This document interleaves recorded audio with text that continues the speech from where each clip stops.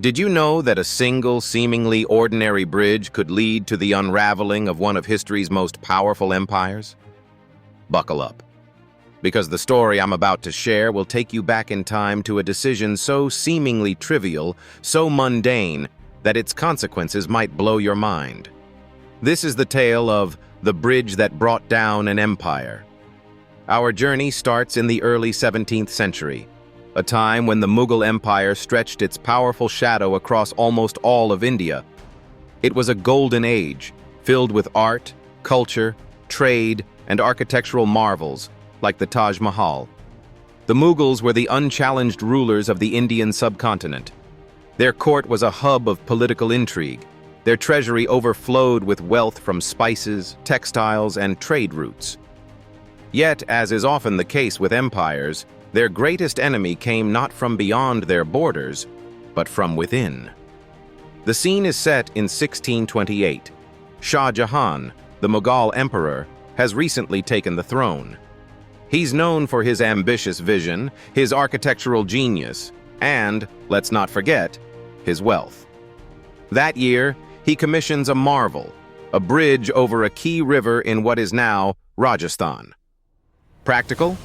Yes. Symbolic? Almost certainly. But here's where things get tricky. To his court, and indeed the empire, this bridge was more than just an infrastructure project.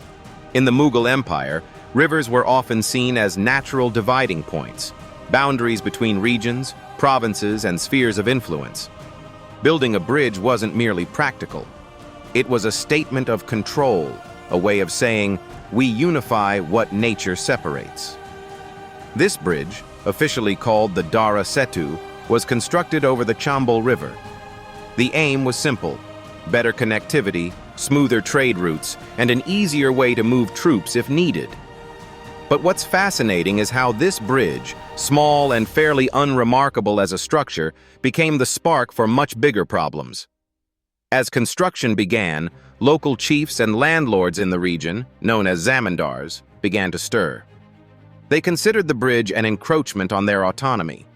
You see, transport and tolls were one of their main sources of income. The bridge would erode their control over the region and impact their financial grasp on the empire. The zamindars argued that the empire was stepping on their traditional rights. Normally, such protests would have been contained, crushed even. But this time was different. Why? Because of timing. The Mughal Empire was already facing the tremors of growing dissatisfaction. The nobles were divided, some loyal to Shah Jahan, others quietly supporting his less ambitious siblings who had their eyes on the throne. This was no longer about a bridge. It was about simmering unrest within an empire already fraying at the edges. Let me paint you a picture. Initially, as the bridge construction forged ahead, opposition seemed minor. A few armed skirmishes here and there, a raid or two against Mughal construction camps. But this wasn't just any opposition. Word began spreading across the land like wildfire. Tales exaggerated into legends. The bridge became symbolic of tyranny, of central overreach, of rulers ignoring the plight of those they ruled. What made matters worse? A rebellion ignited. One village rebelled against taxes raised to fund the construction, then another followed suit. Soon, this wasn't just limited to Rajasthan. It snowballed across multiple provinces, shaking the very core of the Mughal Empire. Communication lines were disrupted. Huge expenditures went into military efforts to quell uprising after uprising. Ironically, the very connectivity this bridge sought to achieve became its greatest curse.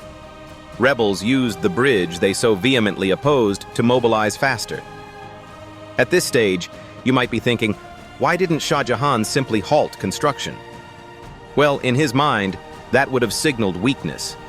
And in an empire as sprawling and fractious as the Mughal Empire, any sign of weakness could be catastrophic. To win, he had to double down. He poured resources into speeding up construction. More troops were sent in. More funds were extracted from the already strained economy. It was a vicious, accelerating cycle. Something else was brewing, though, that rattled the Mughal throne even more. The empire's economy, once a fortress built upon international trade, began to crack under the weight of rebellion, mismanagement, and overreach. Key trade routes were no longer secure. European powers, relentless in their pursuit of Eastern riches, started capitalizing on Mughal instability.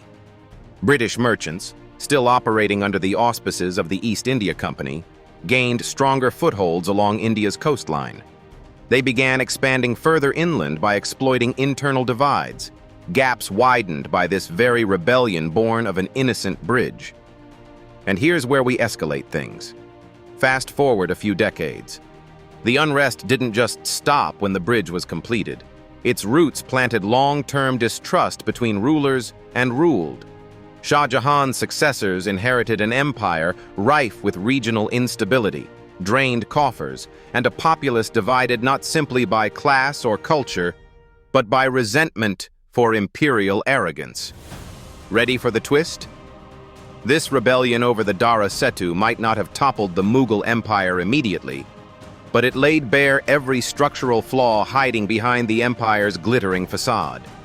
Economic strain, growing regional rivalries, and foreign opportunism all exploded into the forefront, eventually paving the way for the British to outmaneuver and entirely dismantle the Mughal hold over South Asia. And that bridge? It became almost a forgotten relic. But its symbolism lived on as a testament to an empire's limits, a monument not to connection, but to division. So, what's the moral of the story? Empires don't fall in a day. Often it's not the towering battles or famous treaties that mark their decline, but the small, unnoticed moments. A bridge, a decision, a spark. Remember this story as you look at history. Behind the grandeur of kings and monuments lies 1,000 unseen causes, 100 overlooked choices. And sometimes it starts with something as simple, as common, as a bridge. That's it for today's fascinating journey into the chronicles of human history.